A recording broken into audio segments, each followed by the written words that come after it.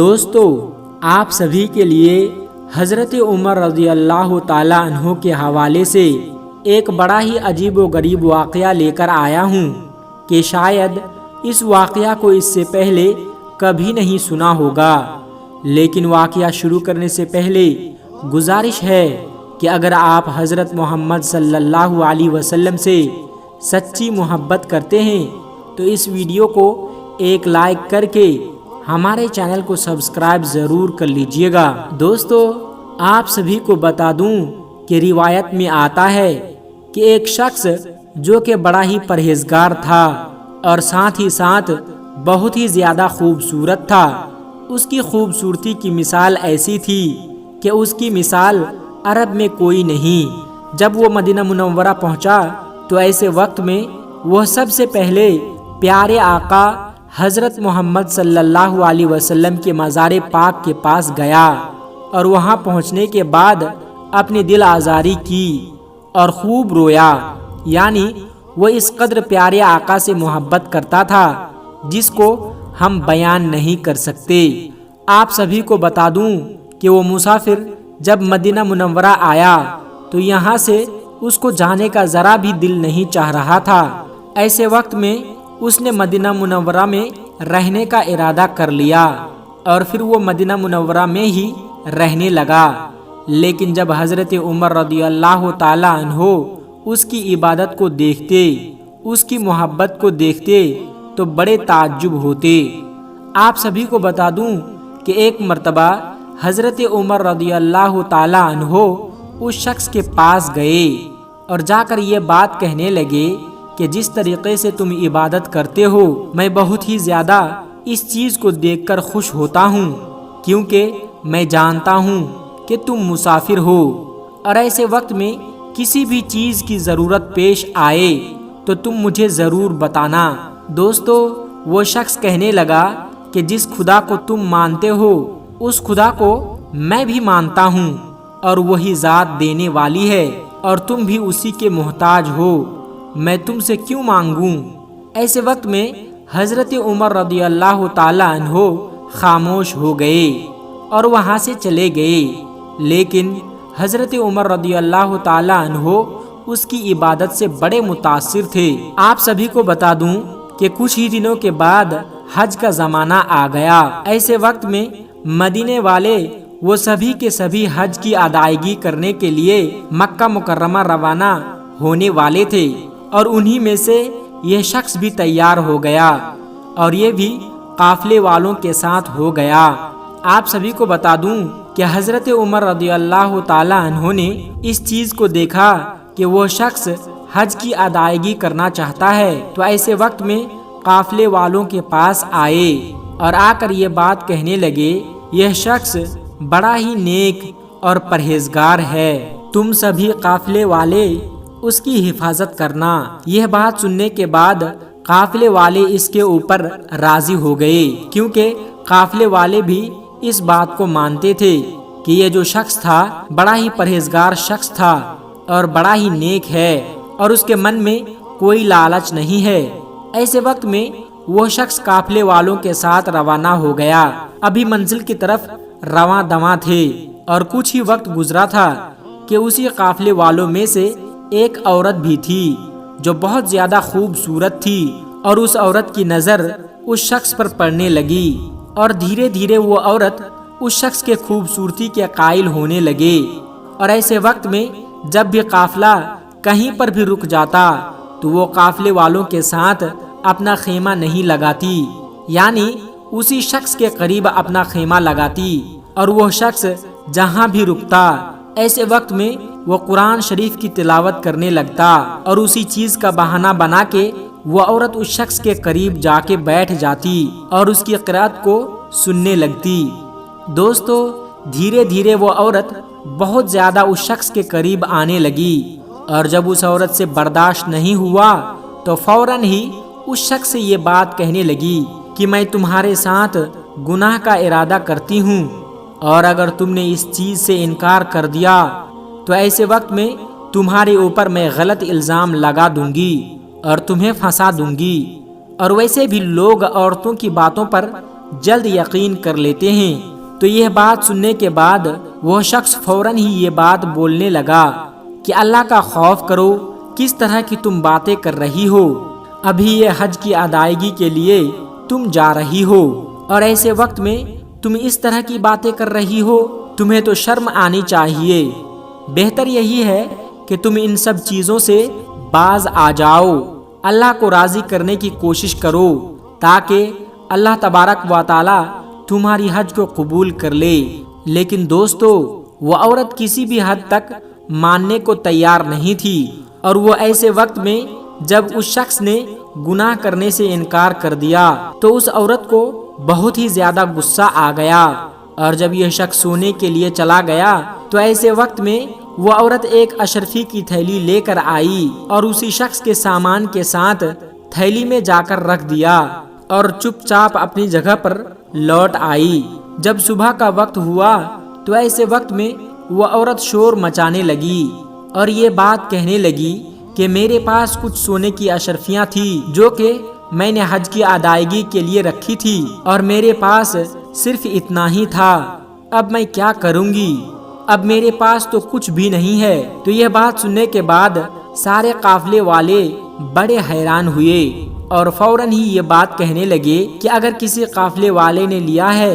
تو ہم اس کی تلاشی لیتے ہیں۔ تو ایسے وقت میں جتنے بھی قافلے والے تھے ان سبھی کی تلاشی لی گئی، لیکن کسی کے پاس بھی وہ اشرفی کی تھیلی نہیں ملی۔ دوستو،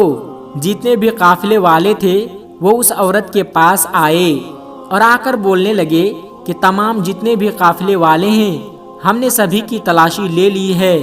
لیکن تمہاری اشرفی کی تھیلی کہیں بھی نہیں ملی۔ ایسے وقت میں صرف اور صرف ایک ہی شخص بچ جاتا ہے، لیکن وہ بہت ہی زیادہ پرہیزگار ہے۔ ایسے وقت میں ہم اس کے اوپر شک کریں تو بڑا گناہ ہوگا۔ لیکن میرے پیارے دوستو، وہ عورت یہ بات کہنے لگی کہ دنیا کے سامنے ہو سکتا ہے کہ وہ شخص اچھا بن کر دکھاتا ہو، لیکن کون جانتا ہے کہ اس کے دل میں کیا ہے؟ ایسے وقت میں اس کی بھی تلاشی لینی چاہیے۔ دوستو، سارے قافلے والے اسی شخص کے پاس گئے اور جا کر یہ بات کہنے لگے کہ ہم نے تمام لوگوں کی تلاشی لے لی ہے، ویسے تو ہمارا دل نہیں مانتا کہ ہم تمہاری تلاشی لیں، کیونکہ ہمیں تمہارے اوپر پورا یقین ہے، لیکن یہ عورت کسی بھی طریقے سے نہیں مان رہی ہے، اس لیے تمہاری تلاشی لینی پڑے گی۔ وہ جو شخص ہوتا ہے، کیونکہ اس نے تو چوری نہیں کی تھی، اس لیے وہ خوشی خوشی راضی ہو جاتا ہے۔ جیسے ہی قافلے والے اس شخص کے سامان میں اشرفیوں کی تلاشی لیتے ہیں، تبھی اچانک اشرفی کی تھیلی نظر آ جاتی ہے۔ وہ عورت فوراً ہی یہ بات بولتی ہے کہ دیکھا، میں نے جو کہا تھا وہی ہوا، یعنی یہ شخص اوپر سے دکھاوا کرتا ہے اور اللہ والا بنتا ہے، لیکن اصل میں یہ چور ہے اور یہ دنیا کے سامنے اچھا بننے کی کوشش کرتا ہے، اور ایسے لوگوں کے ساتھ بہت ہی زیادہ ظلم کرنا چاہیے۔ تو پیارے دوستو، یہ بات سننے کے بعد تمام قافلے والے اس شخص کے اوپر وار کرنے لگے اور سبھی کے سبھی نے اس کو اتنا مارا کہ وہ بہت ہی زیادہ زخمی ہو گیا، لیکن ایسے وقت میں وہ شخص خاموش رہا، اس نے کچھ بھی نہیں بولا۔ لیکن جب قافلے والوں کو اس کا یقین ہو گیا کہ یہ شخص چور ہے اور یہ دنیا کے سامنے دکھاوا کرتا ہے، تو اس شخص کو زنجیروں میں باندھ دیا گیا، لیکن وہ شخص پھر بھی اللہ تبارک و تعالیٰ کی رضا پر راضی تھا اور وہ خاموش رہا، اس نے کچھ بھی نہیں بولا۔ اس کے بعد قافلے والے مکہ کی طرف رواں دواں ہوئے، یعنی حج کی ادائیگی کے لیے۔ لیکن تبھی وہ شخص یہ بات کہنے لگا کہ آپ لوگ بھی حج کی ادائیگی کرنے کے لیے جا رہے ہیں، اور میرا بھی یہی ارادہ تھا کہ میں بھی حج کرنے کے لیے جاؤں، اس لیے آپ لوگ میری زنجیروں کو کھول دیجئے اور میں حج کی ادائیگی کرنے کے بعد دوبارہ آپ جہاں بولیں گے وہاں لوٹ کر آ جاؤں گا، میں کہیں نہیں بھاگوں گا۔ لیکن قافلے والے اس بات پر کسی حد تک راضی ہونے کو تیار نہیں تھے، اور ان میں سے کچھ لوگ تھے جو یہ بات کہنے لگے کہ تمہاری زنجیر کھولنے کے بعد تم حج کا بہانہ بنا کے یہاں سے فرار ہو جاؤ اور تم دوبارہ لوٹ کر نہ آؤ۔ لیکن کچھ لوگ یہ بات کہہ رہے تھے کہ ہاں، یہ شخص حج کی ادائیگی کرنے کے لیے آیا تھا، اس لیے اس شخص کو ایک موقع دینا چاہیے اور ہو سکتا ہے کہ وہ واپس لوٹ کر آ جائے۔ تو دوستو، جب سارے قافلے والے ایک دوسرے سے بات کرنے لگے تو اس وقت انہوں نے فیصلہ کر لیا کہ ہمیں اس شخص کو ایک موقع دینا چاہیے۔ اس کے بعد اس شخص کی زنجیر کو کھول دیا گیا اور اس سے یہ بات کہہ دی گئی کہ فلاں جگہ پر تم ہمیں آ کے ملنا، اگر تم لوٹ کر نہیں آئے تب بھی ہم جا کر حضرت عمر رضی اللہ تعالی عنہ سے تمہاری شکایت کریں گے کہ تمہارے اوپر بڑا بھروسہ کیا تھا لیکن تم نے اس کے بھروسے کو توڑ دیا۔ لیکن دوستو، وہ شخص چپ چاپ حج کی ادائیگی کرنے چلا گیا۔ آپ سبھی کو بتا دوں کہ مکہ مکرمہ پہنچنے کے بعد وہ اللہ کی بارگاہ میں بہت زیادہ روتا ہے اور گڑ گڑاتا ہے اور اللہ پاک کی بارگاہ میں دعا کرتا ہے کہ اے اللہ، میرے اوپر جھوٹا الزام لگایا جا رہا ہے، ایسے وقت میں تو میری حفاظت فرما۔ تو پیارے دوستو، جیسا کہ ہم سبھی جانتے ہیں کہ جب دل سے کوئی بات نکلتی ہے تو اثر رکھتی ہے۔ پھر آپ سبھی کو بتا دوں کہ وہ شخص اللہ کی بارگاہ میں دعا کی اور فوراً ہی اس کی دعا قبول ہو گئی، اور فوراً ہی وہ شخص جو تھا حج کی ادائیگی کرنے کے بعد اس مقام پر پہنچ جاتے ہیں جہاں پر اسے لوٹنے کے لیے کہا گیا تھا۔ جب لوگوں نے اس شخص کو دیکھا تو وہ بہت ہی زیادہ حیران ہوئے اور یہ بات کہنے لگے کہ ایسے وقت میں تو لوگ یہاں سے بھاگ جایا کرتے ہیں، کبھی لوٹ کر نہیں آتے، لیکن تم نے ہمارے بھروسے کو جیت لیا ہے اور اس بات سے ہم بہت ہی زیادہ خوش ہیں اور اس لیے ہم تم کو زنجیروں میں نہیں باندھیں گے۔ پیارے دوستو، آپ سبھی کو بتا دوں کہ قافلہ مدینہ منورہ کی طرف روانہ ہو گیا، لیکن ابھی کچھ ہی دور چلے تھے کہ تبھی اس عورت کے پاس جتنی مال و دولت تھی وہ ساری کی ساری ختم ہو چکی تھی اور مدینہ منورہ پہنچنے کے لیے اس کو کچھ نہ کچھ مال کی ضرورت تھی۔ اور جب اس نے قافلے والوں سے بتایا تو قافلے والوں کے پاس بھی بہت ہی کم مال و دولت تھی، تو اس چیز کو لے کر وہ بہت ہی زیادہ پریشان ہونے لگی کہ میں مدینہ منورہ کیسے پہنچوں گی۔ تو اس وقت اس کے ذہن میں ایک خیال آیا کہ جب کسی جگہ پر قافلہ رکے گا تو اسی وقت کسی گاؤں کے اندر جا کر میں مدد مانگوں گی، ہو سکتا ہے کہ کوئی میری مدد کر دے۔ دوستو، آپ سبھی کو بتا دوں کہ سفر کے دوران ایک جگہ پر قافلہ رکا اور اس وقت موقع پاتے ہی وہ عورت ایک گاؤں پہنچ گئی اور وہاں پہنچنے کے بعد وہ لوگوں سے مدد مانگنے لگی، لیکن کوئی بھی مدد کرنے کو تیار نہیں تھا۔ اس وقت ایک شخص نظر آیا اور وہ یہ بات کہنے لگا کہ میں تمہاری مدد کروں گا، لیکن اس کے بدلے میں مجھے کچھ چاہیے۔ تو وہ عورت یہ بات کہنے لگی کہ اگر میرے پاس کچھ ہوتا تو میں تمہارے پاس کیوں مانگنے کے لیے آتی۔ تو یہ بات سننے کے بعد وہ شخص یہ بات کہنے لگا کہ چاہے کچھ بھی ہو جائے، بدلے میں مجھے کچھ نہ کچھ ضرور چاہیے۔ تو یہ بات سننے کے بعد وہ عورت کہنے لگی کہ میں تمہارے حق میں دعا کروں گی اور انشاءاللہ اللہ تمہیں اس کا اجر دے گا۔ تو یہ بات سنتے ہی وہ شخص کہنے لگا کہ اللہ تعالیٰ جو مجھے اجر دے گا وہ تو قیامت کے دن دے گا، لیکن مجھے کچھ حصہ آج اور ابھی چاہیے۔ تو عورت بولنے لگی کہ بھلا تمہیں کیا چاہیے؟ تو وہ شخص کہنے لگا کہ میں تمہارے ساتھ گناہ کرنا چاہتا ہوں۔ تو اس عورت نے پہلے تو انکار کیا، لیکن جب ان کو ضرورت محسوس ہوئی کہ مجھے بہت ہی زیادہ مال کی ضرورت ہے تو وہ فوراً اس بات کے اوپر راضی ہو گئی اور پھر اس عورت نے اس شخص کے ساتھ گناہ کیا اور بدلے میں اس شخص نے اسے اجرت کے طور پر مال دیا اور اسے روانہ کر دیا۔ آپ سبھی کو بتا دوں کہ یہ عورت اپنے قافلے والوں کے ساتھ رواں دواں ہو گئی۔ ابھی کچھ ہی دن گزرے تھے کہ وہ عورت ایک جگہ پر اکیلی بیٹھی تھی، تبھی اس کے پاس ایک فقیر آیا اور آ کر یہ بات کہنے لگا کہ کیا تمہیں یہ بات معلوم نہیں ہے کہ تم ماں بننے والی ہو؟ تو وہ عورت یہ سن کر بہت ہی زیادہ حیران ہوئی اور پریشان ہو گئی اور کہنے لگی کہ ایسا کیسے ہو سکتا ہے؟ تو فوراً وہ فقیر کہنے لگا کہ فلاں شخص کے ساتھ تم نے گناہ کیا تھا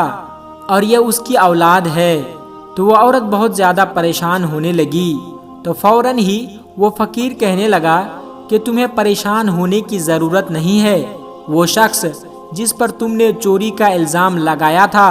اس کے اوپر بھی یہ الزام لگا دو، اس سے تم بچ جاؤ گی۔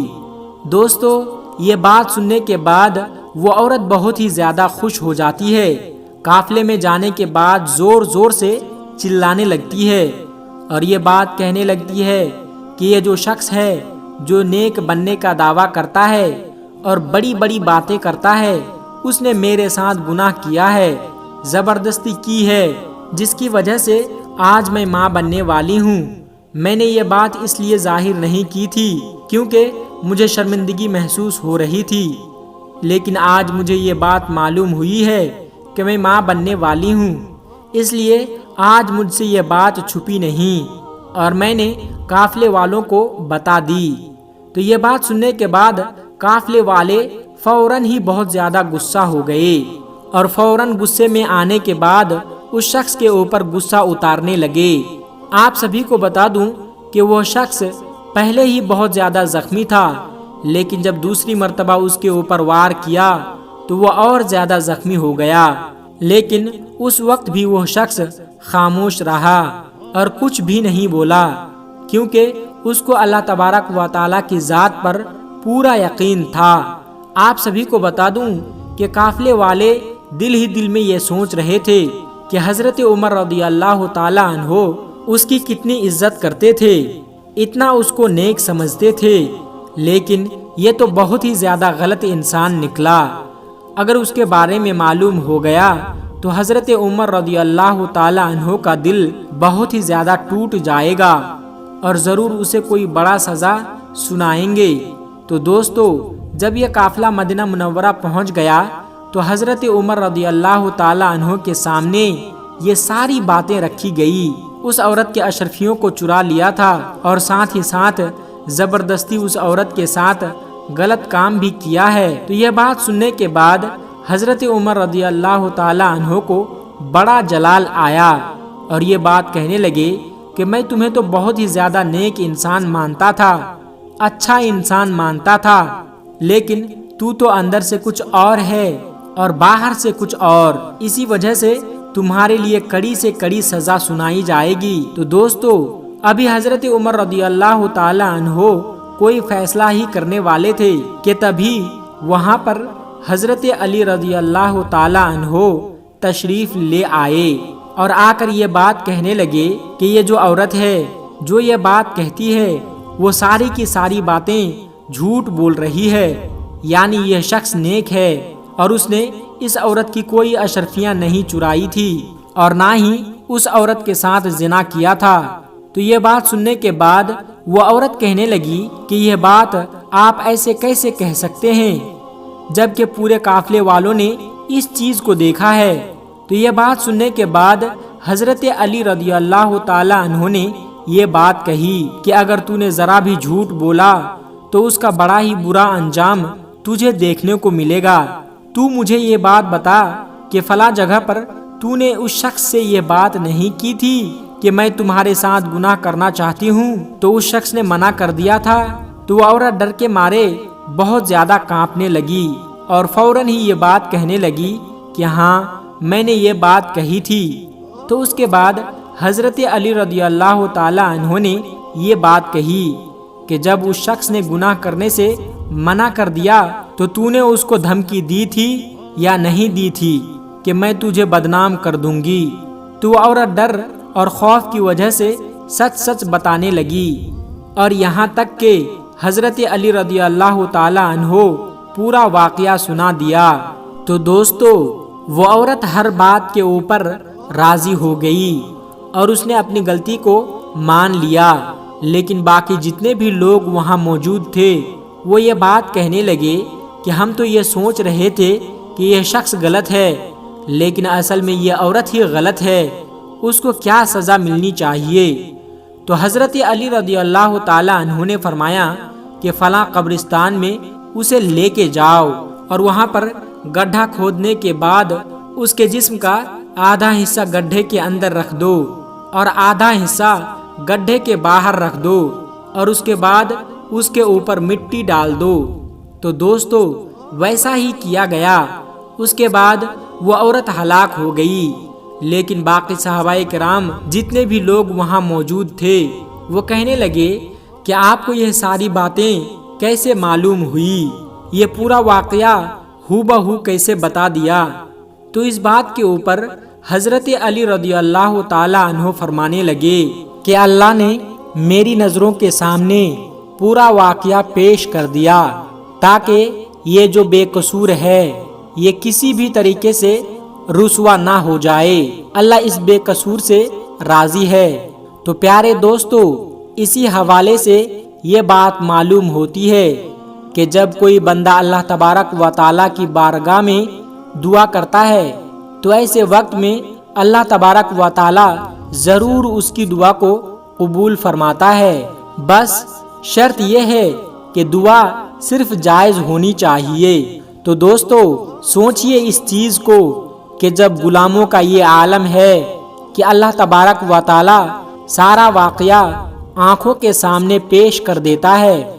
اور انہیں ایسے نظر آتا ہے جیسا کہ اس کی آنکھوں کے سامنے ہو رہا ہے، تو سوچئے اس چیز کو، تو پیارے آقا صلی اللہ علیہ وسلم کی کیا شان ہوگی۔ سبحان اللہ۔ دوستو یہ واقعہ آپ کو کیسا لگا ہمیں کمنٹ باکس میں ضرور بتائیے گا، اور ایسے ہی اسلامی اور معلوماتی ویڈیو کے لیے ہمارے چینل کو سبسکرائب ضرور کر لیجئے گا۔ السلام علیکم ورحمۃ اللہ وبرکاتہ۔